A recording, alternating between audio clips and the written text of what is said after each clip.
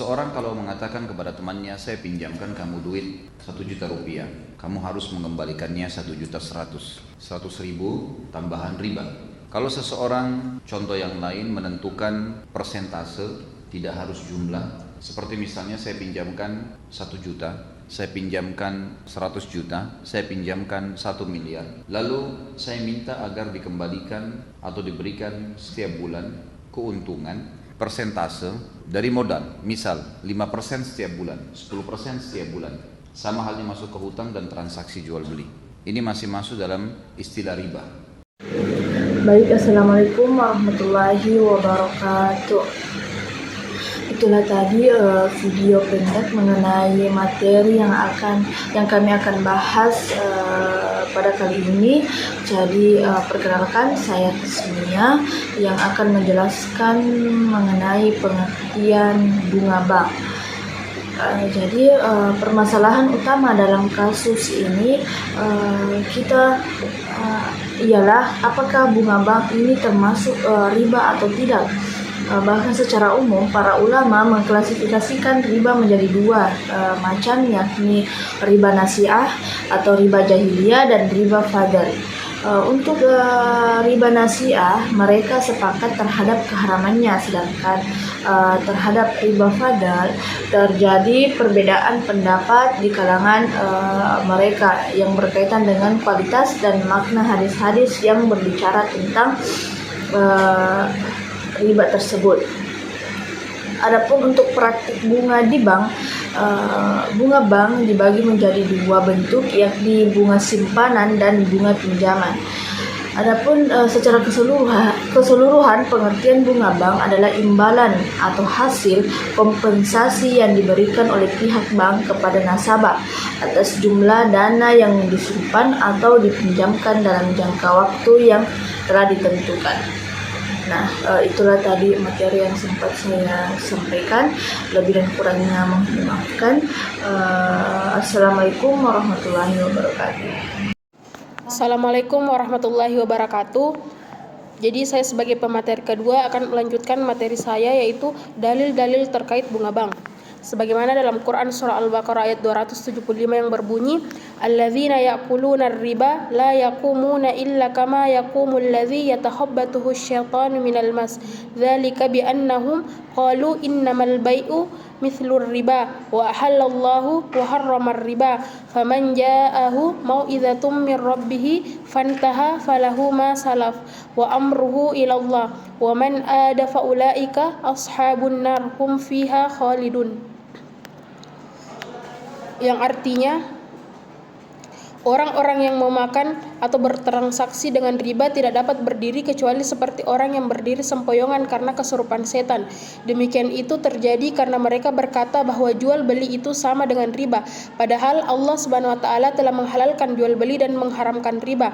Siapapun yang telah sampai kepadanya peringatan dari Tuhannya menyangkut riba, lalu dia berhenti sehingga apa yang telah diperolehnya dahulu menjadi miliknya dan urusannya terserah kepada Allah. Siapa yang mengulangi transaksi riba, mereka itulah penghuni neraka dan mereka akan kekal dalamnya. Nah, berdasarkan surah Al-Baqarah ayat 275 ini menegaskan bahwa riba termasuk dalam bunga bank adalah dosa besar yang merusak akal, moral, dan tatanan sosial, serta tidak bisa disamakan dengan jual beli yang halal. Ayat ini juga membantah logika keliru pelaku riba dan menegaskan bahwa Allah lah yang menentukan hukum halal dan haram. Meskipun ada kesempatan untuk bertaubat bagi yang belum tahu, ancaman neraka sangatlah kekal diberikan kepada mereka yang telah melakukannya setelah mengetahui larangan tersebut. Inilah yang menjadikan ayat ini sebagai salah satu dasar terkuat dalam pengharaman riba dalam Islam. Selanjutnya terdapat juga dalam Quran surah An-Nisa ayat 161 yang berbunyi wa ahdhihimur riba wa qad nuhu anhu wa aklihim amwalan nasi bil batil wa a'tadna lil kafirina minhum azaban aliman.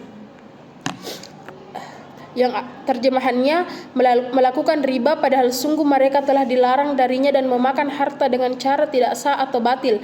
Nah, berdasarkan ayat ini merupakan bagian dari teguran Allah kepada Bani Israel atas berbagai bentuk pelanggaran yang mereka lakukan. Salah satunya adalah praktik riba. Padahal mereka sudah mendapatkan larangan yang jelas dalam syariat mereka sendiri tetapi tetap melanggarnya demi kepentingan duniawi.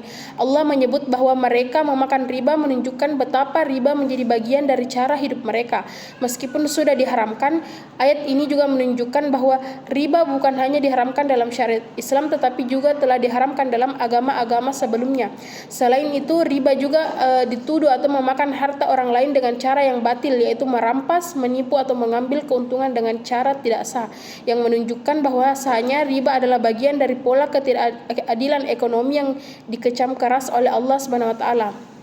Nah, dalam seluruh ayat ini menegaskan bahwa pelanggaran hukum Allah dalam hal harta dan muamalah tidak hanya berdampak individual, tetapi juga merusak tatanan sosial. Maka larangan riba bukan hanya soal hukum agama, tetapi juga soal keadilan dan kemanusiaan. Itulah video yang sempat saya bawakan. Adapun materi saya yaitu pandangan ulama tentang bunga bank. Yang pertama, pandangan ulama klasik. Pandangan ulama klasik mengenai riba sangat tegas dan konsisten dalam melarang segala bentuk tambahan syiadah atas pokok utang dalam transaksi pinjam-meminjam. Ulama seperti Imam Abu Hanifah, Imam Maliki, Imam Syafi'i, dan Imam Ahmad bin Hambal memandang riba sebagai dosa besar yang tidak bisa dinegosiasikan.